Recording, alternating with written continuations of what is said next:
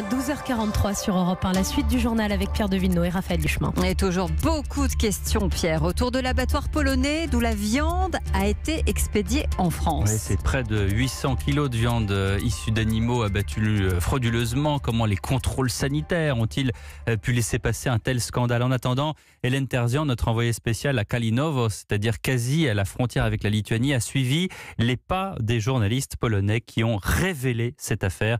Et sur place, c'est l'incompréhension. Reportage.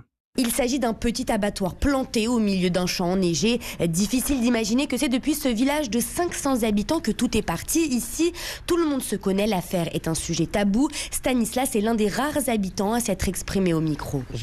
On achetait tous la viande ici, dans le magasin à côté de l'abattoir. Je suis dégoûté, ma fille et ma nièce y travaillaient. Si elles avaient su, elles l'auraient dit tout de suite. J'en veux aux responsables, c'est un crime. J'ose même pas dire que j'habite dans ce village, tellement j'ai honte.